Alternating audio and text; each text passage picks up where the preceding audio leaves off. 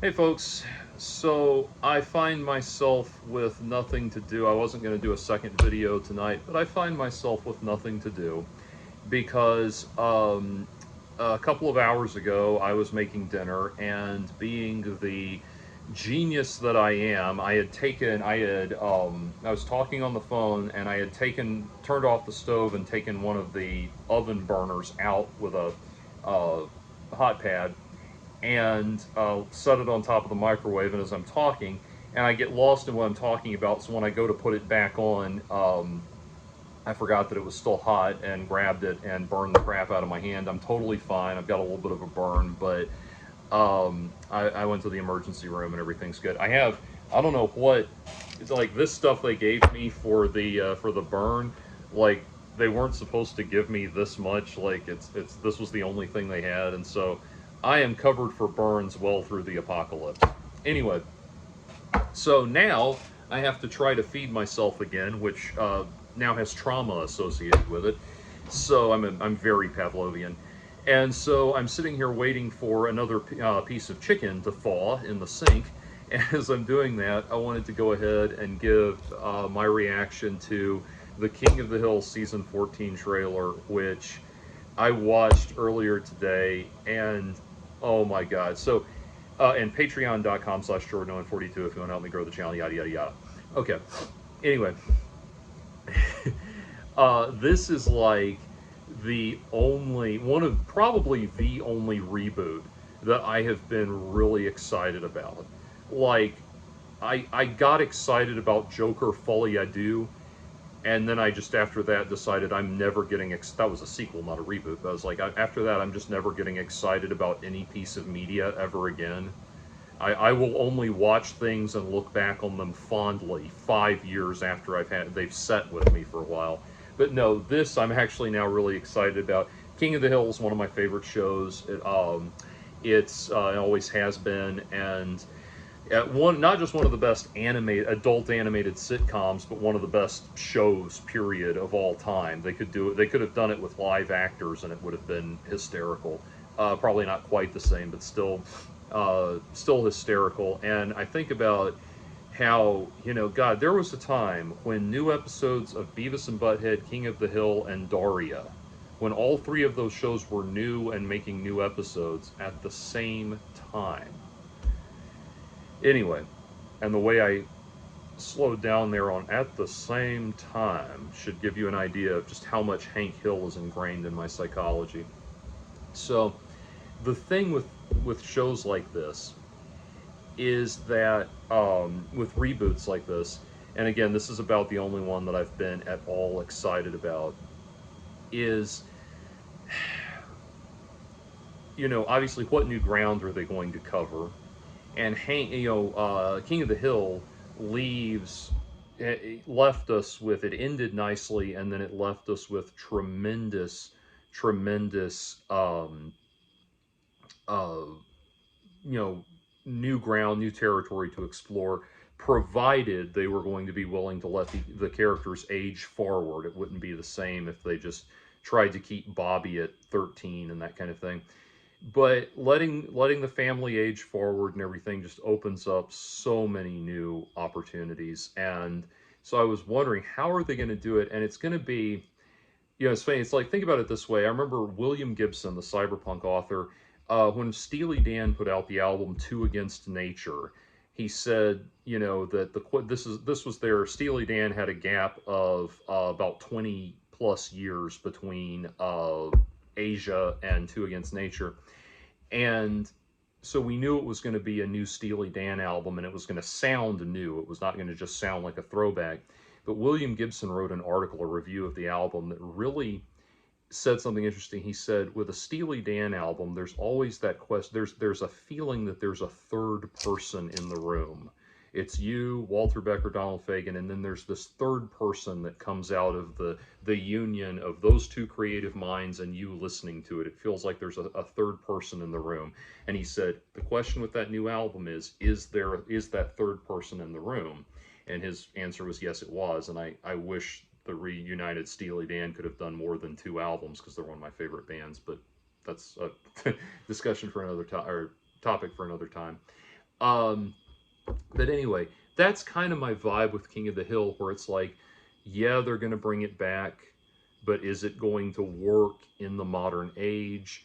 Is it going to fit correctly? Are they going to use the characters or just exploit the characters? Is it just going to be a thing of, hey, remember that line you liked so much? There it is. And it's kind of like just like in that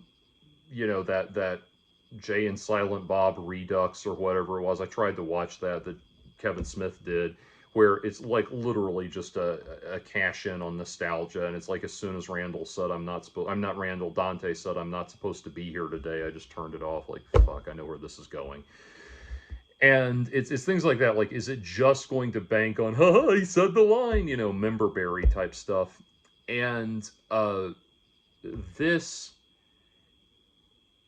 when I watched the trailer, to go back to William Gibson's metaphor, it's like, yeah, that third person felt like he was in the room with us, like the uh, that aura was there immediately, and I was worried, but the thing that sold me, the thing that made me think I am really excited about this and I'm really looking forward to it, the thing that made me consider that is or reach that was, so there's been little teaser clips floating around, and one of them is Hank gives the Uber guy 4 stars instead of 5 and says, I'm going to give you 4 so you have something to work towards. And if you don't know how Uber star ratings works, you're supposed to get 5 stars every time, and anything less drives your totals down. So if you got nothing but 4 stars, you would eventually be have your access to the app revoked as a driver. I used to be an Uber driver, is how I know that. It's also how I know I have PTSD. But anyway, the uh, going back to all of that. So there's that line, obviously the most Hank Hill line ever. But in this trailer, which if you haven't watched the season 14 trailer yet, what's wrong with you? Go watch that. But we get the follow up to that. Peggy, they're walking back to, as they're walking back to the house, um, Hank says, I've always thought 5s should be rare. And Peggy says, I agree. I don't want to brag, but my whole life people have been telling me I'm a 5. And I was like, I literally laughed out loud when I heard that. And I just, that just felt, that line, like, yes, Peggy is as arrogant and oblivious as she always has been, and it just wrapped around me like a blanket. It was just, it was such a, just like a total homecoming feeling, just old friends. And they and I will say I liked what they did with I liked it from a character development standpoint, but Bill Dauterive has always been so hard for me to watch, because like anytime I feel like I'm falling behind in my life, like in any facet of my life, if I think about Bill Dauterive and find him to be too relatable, I start getting worried. And and kind of the ultimate sad sack character. And so I like that, without Hank and Peggy to keep Bill going, he's turned into a bearded shut in and everything. I like that from a character development standpoint. But man, Bill Dauterive is like one of the hardest characters to watch. Like the most heartbreaking episode to me is when he has that opportunity to sell the family the family barbecue sauce recipe to, yeah, it's barbecue sauce, yeah, to sell the family barbecue sauce recipe and make a shit ton of money, and he can't do it because he lets that awful distant relative of his bully him out of it and everything. That's so heartbreaking. You want him to and he can't. He can't, obviously, he can't move forward, he's incapable of it. But nevertheless, from a character development standpoint, yes, I love the idea that Bill Dauterive has become a complete shut-in. That's just perfect. And I know they're continuing Dale with a new voice, which, I mean, Dale's voice, someone else, some good voice actor will be able to do a good approximation of it. The thing we still don't know, of course, is what's happened to Luann and Lucky. And again, that's going to be interesting to see where they go with that. But one thing, as I'm thinking about it, one thing I wanted to weigh in on, there's a video, it was either Shady Do Rags or Johnny Two Cellos, one of the two guys that talks about that's most known for talking about King of the Hill, and I can't think of which one it is off the top of my head, but one of them did a video addressing the controversy about whether or not Hank would have voted for Donald Trump. And it's because it's like, yes, Hank is a conservative, but he's a very moderate, middle of the road conservative. He's very traditional, hilariously traditional, but he's not a fire breathing militant asshole. He would be more inclined to punch one of the Charlottesville rioters than he would be to join them, that kind of thing. Or just make some observation about it that's so profound he throws shade without even realizing it. But but anyway, I like to hope for the best that Hank would not be so naive as to vote for Donald Trump. But it occurred to me that the premise of the reboot is that Hank and Peggy have been living in Saudi Arabia for quite a few years now, building up their retirement, and they haven't been in the country. And I thought about it. I bet, because it may have been Mike Judge himself or one of the other writers who went off on somebody at a fan convention, for even suggesting that Hank Hill would vote for Trump. But but it occurs to me that this whole Saudi Arabia backstory or space filler, story that they've come up with may have been a way to get around Hank having an opportunity to vote all 3 times for Donald Trump. Now, I mean, he could have voted on an away ballot, on a write-in ballot, not write-in, on an away ballot, an absentee ballot or whatever, and he could have a paper ballot. What am I trying to say?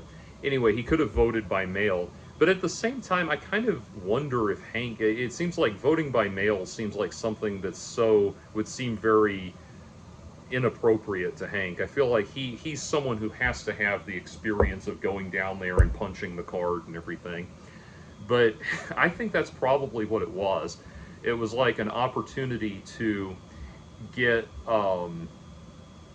it felt like an opportunity to get him out of the world of voting for, or the possibility of voting for Donald Trump.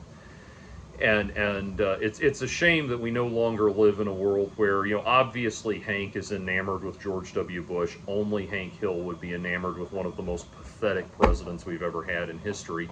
But it's within believability that he would be enamored with George W. Bush. Donald Trump, it's just too much of a question up in the air. So that is my take on it.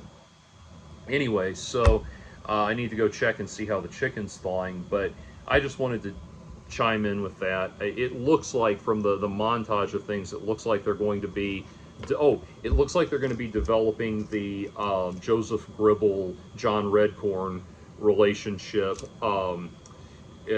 more, which is good. That's going to be really cool. And maybe it might be interesting. You know what might be interesting? Mitzi says hi.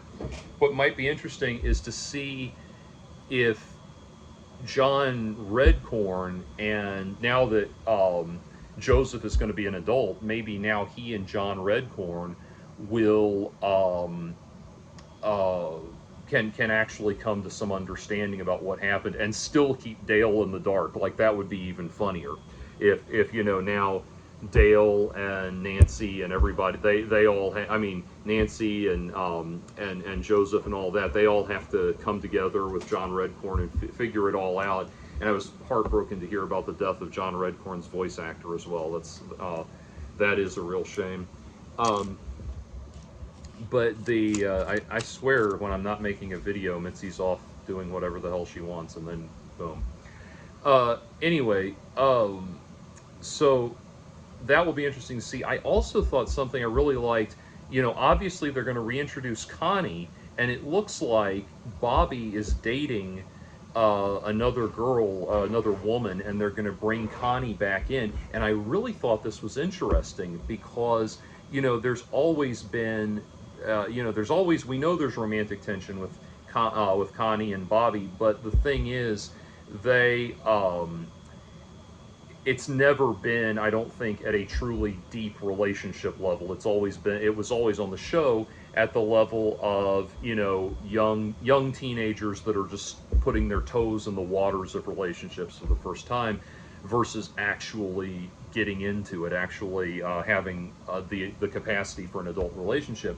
And what I really like is it looks like they have not made Bobby a loser. Like, it would be so easy with a character like Bobby to do the thing they do in sitcoms, where our protagonists, there's going to be multiple protagonists, obviously, but in that relationship, that's plot thread, have our protagonist be like an awkward sad sack that's incapable of functioning with women, and having to grow and develop as a person in order to become the man that Connie would need him to be, and that maintains the romantic tension, kind of like Fry and Leela in Futurama, that kind of thing. And it looks like they haven't gone that route. It looks like they've gone the route of Bobby does have an avid and satisfying love life, and he is actually, so that's cool. Rather than setting it up so that Bobby has to, Bobby has to be the relatable everyman that has to somehow find a way to best Connie's perfect boyfriend, although we don't know what she's got going on yet, but to like best Connie's perfect boyfriend and prove he's the better man and all of that. Maybe now they're going to go the opposite route, where now it's Connie that has to think about how she feels about Bobby, and the romantic tension is on his side. So I thought, all in all, it just looks really, really good, and it looks like they've done it exactly right. And it's funny, I want to do a separate video on this, but people have talked about, there was talk of a Daria reboot, including one that would focus on Jodie, the side character Jodie, um, which I want to do a separate video on this, but I really don't think it's possible to bring Daria back. Like, Hank Hill, you can bring back because Hank is always reacting with confusion and amusement, or vague confusion and amusement at the bizarre, surreal nature of modern life. Daria, on the other hand, was like a very specific point in time, and I don't think it would work even if you aged the characters forward. I just don't think it would work. So that's another thing. But yeah, Daria was just like a very, the stars aligned, very of the moment kind of thing. I don't think it could work now. But anyway, this though, oh god, I am so excited about. I am so excited about this, and I might even turn this into something of at least one of my recurring things might be a King of the Hill analysis, a King of the Hill analysis commentary as this goes and this develops. But man, I am so excited about this. And just think, Matt Groening, if you had ended The Simpsons in a timely manner, you could have this kind of anticipation building up for your project, for your most famous show as well. Anyway,